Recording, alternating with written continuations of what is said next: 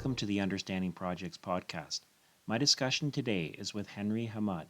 Henry has an extensive background in project and risk management with over 14 years of Canadian and international experience in managing large and complex projects, including construction, infrastructure, oil and gas, and energy. Henry is also the president of Canada's Technology Triangle PMI chapter. During our discussion, we talked about a challenging project Henry managed in the past. The project was a gas drilling project that was multiple days behind schedule, with a significant penalty for each day late. Henry describes it as a classical critical path project and outlined the approaches he took to bring the project back on schedule. Here is Henry Hamud.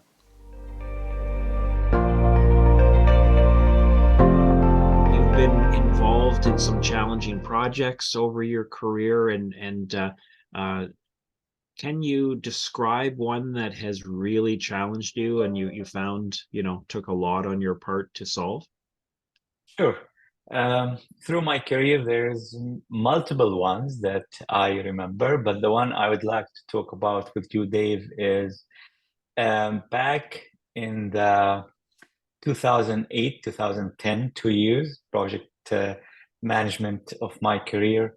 I've been involved overseas with developing a gas field, roughly about 300,000 acres.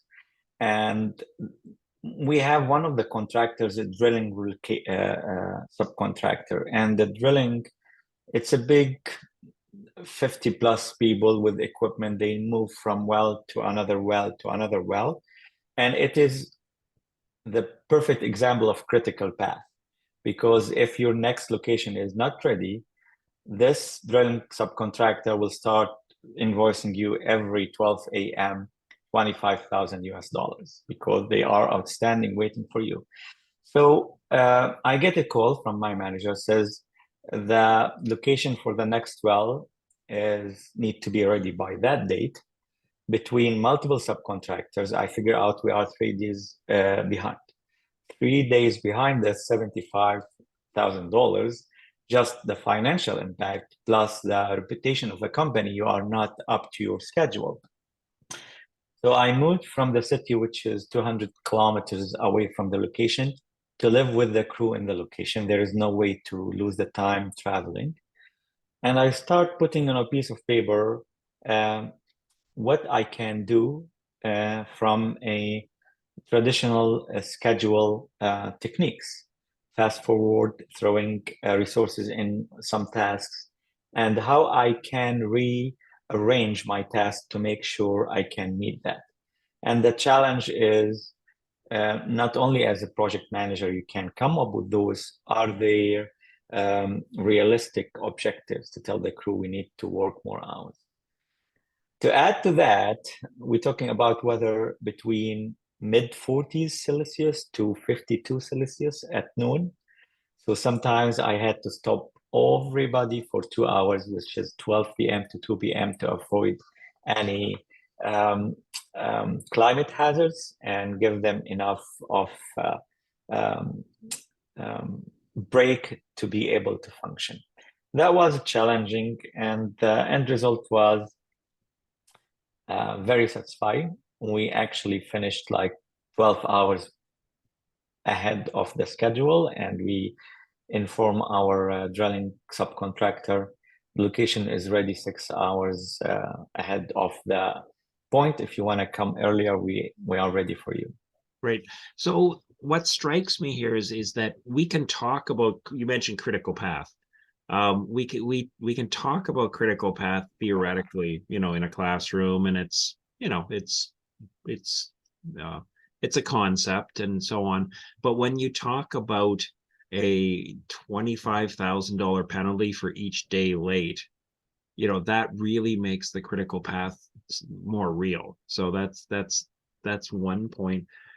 What did you like? You came on site. You said you actually moved to the place where the crew was. So I'm taking from that that's not normally where you work. That normally you would be in some other location, but in this instance you actually moved to be co-located with them.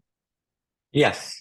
The usual setup is I come up to the site in the morning, do my daily routine, and leave to the city where the company rent a hotel room for me.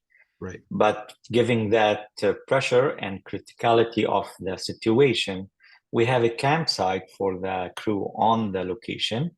And usually the project manager doesn't stay on site, but I says I don't want to waste it's just 4 hours drive round the trip. I says I can't waste those 4 hours. So I asked them to prepare a shack for me, and I start for roughly a week just being with the crew. And this is very important for young project managers to be a servant leader. You are not a PM, the big boss, just give orders. You need to lead by example. It is rather being by doing than saying. Says we have to get up our game. And I spent probably a week living in the camp with the crew. Yes. Right. No, and I think that's an important point. And I like, the servant leadership is a good way to describe it. And I'm wondering, like, I'm assuming you were asking the crew to work, we can get into that in a little bit, but probably longer or harder in some way. We'll get in, we'll talk about that in a moment. But what I'm perceiving, and interested in your feedback on this, is by you staying with them and living with them, amongst them, you were demonstrating that you were willing to do that too. You're not going to head back to your nice air conditioned hotel room back in a nice, plush location and tell them to work hard in 40-degree temperature, that you were going to be sweating there with them. So I'm imagining that had a very big psychological effect on the situation as well. Big time. I remember one of my supervisors who ended up to be a good friend of mine. I woke him up 5 a.m. on his room, and he says, "What are you doing here?" I says, "We need to build our location. This is what I'm here. I'm building the location." So the message a leader can send, it is beyond the purpose. I always try to tell the students in the project management program, there is a purpose of the project and there is deliverables. Sometimes the purpose is changing people's life. Changing people's life, you can't have it a task in your schedule. It is the higher purpose of why we're doing this project. The deliverables is list of 10, 20, 50 of the project, but what's the purpose? So being with them, telling them, yeah, he's one of us, and it motivates them. It makes them feel shy if they don't want to do it now, right?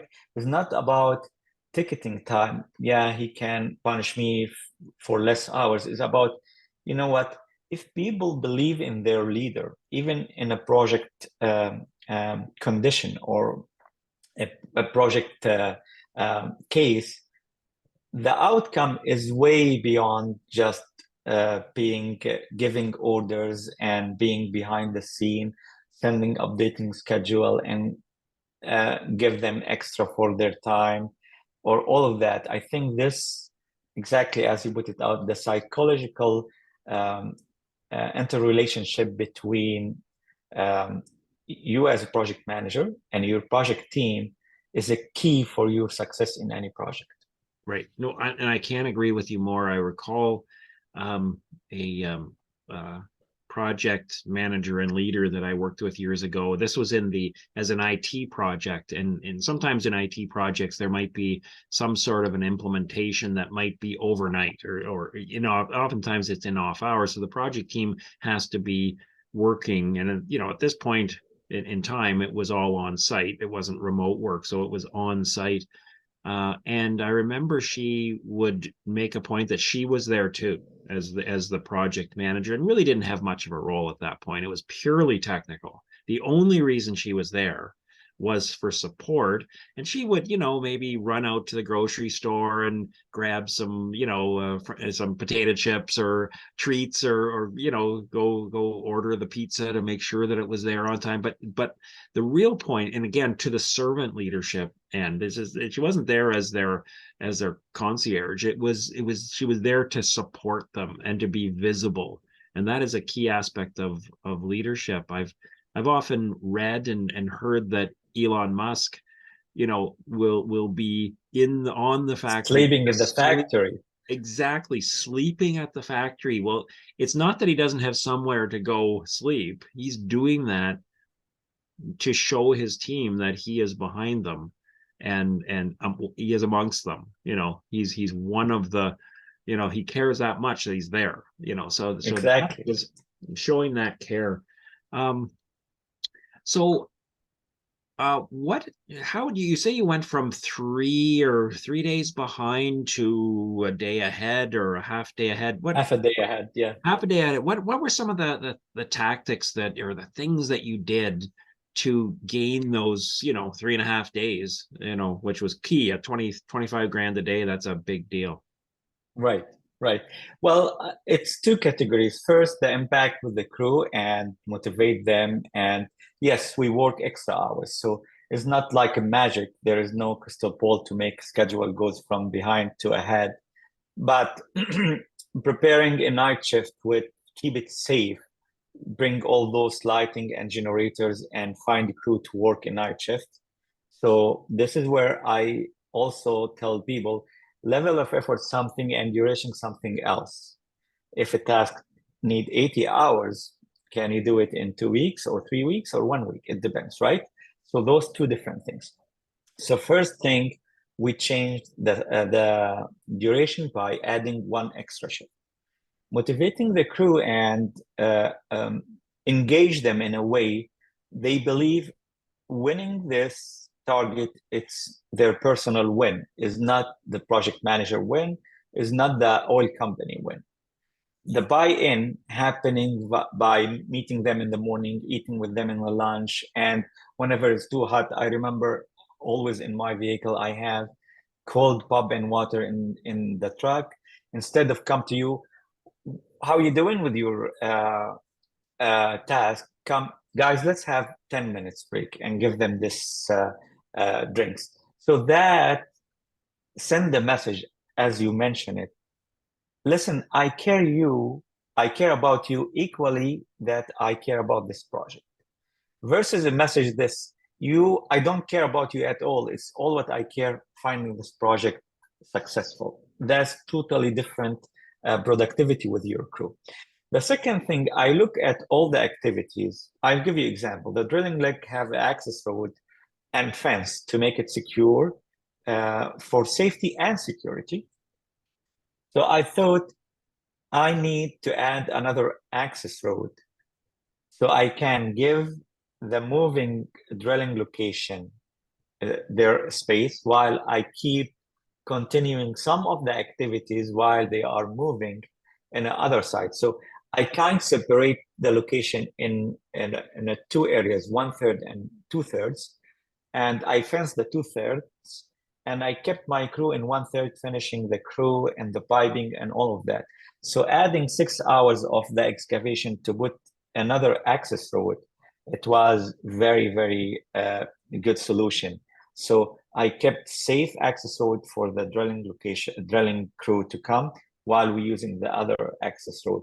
And after that, the safety officer came to me, says, you know what, from now on, I think we need to have this extra access code because we will have it as a safety exit. So I will do a change request to add extra smaller access road. The drilling equipment really, really massive. So we need 10 meters wide access road versus ours was only 6 meters. So that segregation between two crews it's helped us a lot, and the extra shift.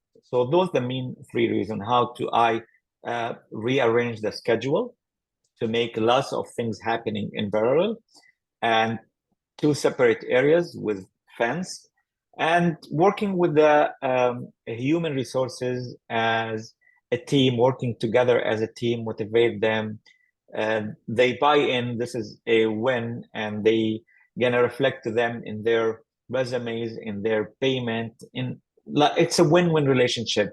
I am a big believer of win-win relationship. I don't do any deal if it's not win-win relationship. Yes, very agreed. Very agreed. We may come back to that. So just reflecting on your two main points is that, yeah, definitely asking, one of the things that project managers often have to do is ask people to work more. Like that, like you say, that's one of the main tools you have is, okay, we've got to make up time. One way, and it's one big way, is more work in the existing duration, to be able to shrink that. And it it isn't easy. Like, people are naturally, sometimes overtime is there and sometimes that's good, but oftentimes just money alone isn't necessarily going to work. And so that's brings all kinds of other things, and it's often how you've treated them and worked with them and the relationship you have in the days, weeks, and months before that, which leads up to the point where you say, hey, can you work an extra 2 hours a day, or can you work this weekend or something like that. The response you get will depend on the relationship, and that's one of the key things is sometimes hard to understand is for someone new. It just comes down to, well, you just tell them you're the boss, you just tell them. Well, that doesn't always work. So, it's a very much of an interpersonal relationship. If they have your trust, if they know why you're doing it, and that you treat them well all the time, then that can lead to, sure, let's do it. We got to get those 3 days. I'll do my part. Some people, I agree. I totally agree. Some people, they think it is very hard job. I try most of the time to tell the students, listen, it's just the message you're giving. I give them example. I says, you are the project manager and you need your monthly status report ready for your meeting with the executives, right? And your project controller late in the report. You need it at 12 p.m. and it's not ready yet. Scenario number one, you walk to your project controller, says, hey, where's my report? Why are you late? And the second scenario, you go to his room, says, hey, John, the report is not ready yet. Are you okay? Everything's fine with you? It's that simple, sending two messages. The first one, hey, you are for me just one extra person.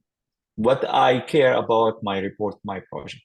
The second scenario, hey, you are very important to me. I care about you. Do you have any issue I need to be aware that put you behind? If not, where's the report? In the first case, if you treat them this way, by the end of the day, they are looking for the next job. Mm-hmm. They said, I'm not happy here. Right. Maybe with equal money, with less money, they will just says, you know what? Self-worth it's equally important for my paycheck. So they leave. The second one says, you know what? I'll have this guy. I think he cares about me. He asked me about my situation. He cares. Maybe I'm sick. Maybe my kid was sick. Mm-hmm. Maybe I have difficulties. He make it safe for me to tell him why I'm late. Instead, Right. hey, I'm not here for excuses. Give me my report. So I think finding this message that keep ensuring to the people you are the biggest asset for this corporate or project, Mm-hmm. and really reassure them about you care about them and motivate them to work. At the end of the day, if somebody is not delivering no matter what, that's fine to tell them, I think it's better to find somebody else. It is, we know it's existing case, but to come up with the first message, don't tell me about your situation, I need my report. I don't think this is serving well with management in general. Agreed. You need to play the long game on that. And if you in the moment come down hard, you're changing it for future as well. So the other thing that you mentioned was around, it sounds like you developed some sort of innovation, that second road or dividing the areas into two. That was there's often a um, necessity is the motherhood is the mother of invention. And Right. so it sounds like that, and that raises an important point in my mind, and a key role. The project manager often has the vantage point to be able to perhaps see some solutions that the individual team members, they're deep in their work that they're doing.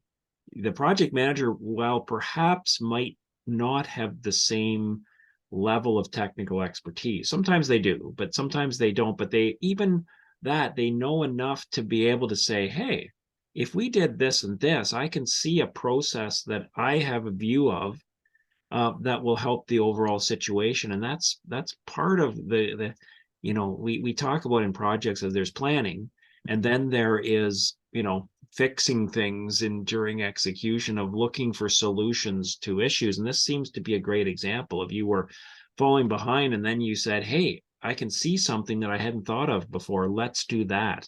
And you were in a position to do that, and you had the authority as well. I'm assuming you had the ability to um, construct those, build those fences or do that road that you said that others perhaps couldn't. So I think that's a key role for a leader.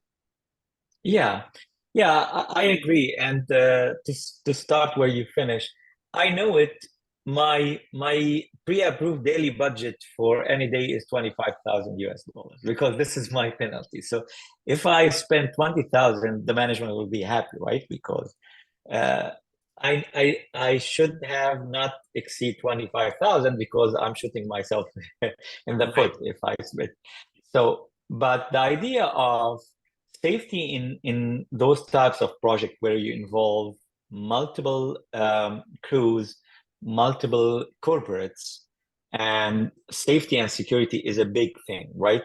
So I know it. I can't have my dozer and my backhoe interrupting the 70 plus massive trucks bringing those big equipments. So I know it. I need to keep that road um, uh, fully independent for the drilling subcontractor. So I says I need a different access road, and I know it in 6 hours I can build it, back it, and water it, and make it gravel ready for me. And this having two separate location give me the flexibility to add more task in barrel that wouldn't be happen if we in the same perimeter. Right. Making those location two areas. In that area, my safety officer there, zero interaction with the drilling location. Right. Because once they start move, they can't finish in 6 hours. Sometimes they need 48 hours to set their cams and connect all the data cables, the power cables, the sewage, everything. So dividing those activities, just like give me the same barrel, it's just like I have a second shift immediately there and Mhm. I can finish the fencing. I moved all the non-critical activities for the end. I can finish the fencing. I can finish putting the water line outside. I just need the wellhead area ready for the drilling subcontract to bring their equipment there. And that would help me and give me this extra room in my schedule to just move activities, and constant. Every 1 hour, I look back to the schedule. I ask the planner, says, no, with this, change the relation. This is start to start. This is start to start. Get rid of that. And now I focus on my critical path, everything related to that big section of the location. And the second section, now my critical path is not any critical anymore. Right. Right. Yeah. No, classic, great example of critical path. Um, if you look back, if you could do this project again, and maybe you did do it some after a number of times, would there have been anything you would have done differently, or I guess stated another way, what are the key lessons that you took from that project that maybe you applied on future projects? The key thing I remember, I says, had I involved earlier, I know about this late ahead of time. Let me give you just a little bit insight. The drilling location decision to tell them we're done, move, come from subsurface engineer, where they analyzing all the data coming from the well. Mm-hmm. And this is why they are sometimes says, no, we need to go a little bit more. Do this for me, do that for me. And analyzing this data, will the subsurface engineers will says, we're done, you're good to move, you're clear. So if I involve more reading their daily report, I could know a little bit ahead of time that this well will be done earlier, because those 3 days happening because they done with the previous well area says we're done, ready to move, Right. which is the subservice is part of our company. And for the next well, I says, you know what, I need to be added to that distribution list, not because I need to know about the data of the well. I need to anticipate isn't going to be earlier. So I know maybe even 1 day ahead, it will help me, or 2 days ahead. So that piece of communication, which is was nobody thought about, the project manager of the civil works need the daily report of the subservice for the previous well. So I think that would help in the next, and it helped being up to date and anticipated. Sometimes it's surprise for everyone to keep them for another 10 days, Right. but at least you have extra layer of warning till the, yeah, looks like things steady. It's spent 12 hours, nothing happening in the rig. So we expect last time this is, we seen this happening, they released the rig. So this is what I learned about Yeah. communication is a big thing. Um, and it's interesting. I when I am teaching about communication during a project, um, it's often hard to make the case. Like it's not as readily apparent as a critical path, or defining activities and developing a schedule seems very apparent, obvious as to the benefit.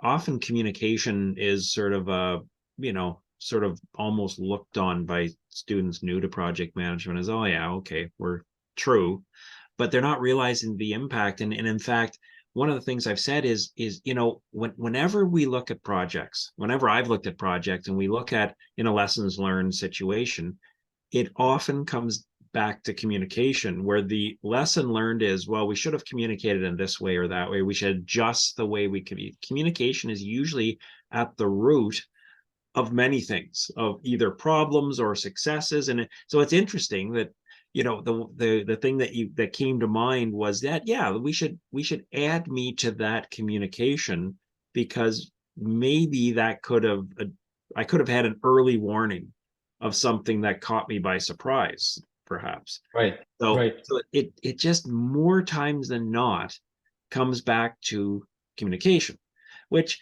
is hard. It doesn't mean you're ever going to get perfect at it, but it really, the lesson I take from it is focus on your community. Like don't gloss over your communication plan when you're starting a project. Is really think about it as to who knows what information is flowing, who should know what at what time. If you can get that sort of as well as good as possible, it will help, and then you'll keep tweaking it for the next time. yes, big So, time. but yeah, so um yeah, so it sounds like it was a very successful successful project. Being able to make up that time, and I really liked as well, I took note of what you said. Your pre-approved budget was $25,000 per day. That's actually again, financial acumen is part of managing a project, is that you realized, and hopefully this is, when you hear about it, it seems pretty obvious, but maybe not obvious to everyone, that you in effect had up to $25,000 a day. If you could save if you could save any of that, as long as you didn't spend over $25,000, you were to the good. So that's a really, a lot of times we feel like, oh well, my hands are tied, I don't know. You were actually had, you know 20, if you were looking at 3 days, you had $75,000 to do. If you could only spend 20,000 of it, the project was $55,000 ahead. You're a hero at that point. Saving. Yeah, yeah. So that's a good observation. I don't remember who said that, but it was a poem. Speaking about looking at the paint, he says, when you are too close, it destroyed your art visual. You need to step back to see the right paint. And I think about it in any situation from this aspect. A project manager, it's very key not to fall behind on looking in so much details. Every while, she or he need to step back, go to see the big picture, look back, not being daily in the timesheets and the daily expenses. They need to look back every while, even in a daily basis, says, okay, what's the budget at completion? What's happening now? So I know it because the phone call came to me. They says this is the situation, and the drilling subcontractor remind us about the agreement. Every stand by, it's $25,000 charge. Right. So I know, I says, even without discuss it, I know as I keep it below that, I'm making the company money, right? So I did not spend time sending emails or getting approval or something. I know I can get the lights, the power generators to make the night shift happening. I need the second safety officer for the night shift, just not to overwhelmed or overwork burning my safety officer and get the crew on it. And it was way below that 20,000 a day, just because it's just like managing, spending time and working and rewarding those crew. Tell them what you did is very powerful and share them with the win, not tell them you are the horse of the work and you don't need to know about what's the big picture. I kept them involved. I says, listen, this is the situation. I need your help. I found it even at the project manager level. Instead of telling people what to do, if you start with, I need your help, you will get different reaction and different involvement. The buy-in Yes. is way higher just because you ask for something. A human being act more when you tell them, hey, Dave, I need your help with something Exactly. differently. That, do you have a minute to do this? I Yeah. have a lot on my plate now. But when you Exactly. start, yeah, with a key message and keep them involved, guys, you're doing great. I think we're making it. We will do that. And I remember staying on touch all the time. I had the food with them. I spend the time with them. When they go to break, I listen to them. They make their own tea. They bring me their tea. I drink their tea. Just like it was fun for me, fun experience. Yeah. Yeah. It is actually, you gained probably as much as much as them. I love your example of the painting of stepping back to see the big picture. And I've often felt on projects that I've been involved in as a project manager uh, that I had a unique view that nobody else had the whole picture, that everybody was doing their pieces, but I was the only one, or one of, very few who could actually see the entire painting. Everybody else was in their little corner of the painting, painting a color, or working on a little tree or something like that in the painting. But the only person who saw the big picture, and that's a key vantage point, and one that you can act on to bring solutions or options that weren't available. So I think I love, I want to use that example as well. Thank you for that. So anyways, thanks, Henry. This has been a great discussion, a really interesting project that you were involved in, and I really appreciate you taking the time to provide an overview of it. Thanks for having me. I enjoy working with you, and it was also a nice experience talking to you, Dave. Okay, well, thanks again. That's it for this episode.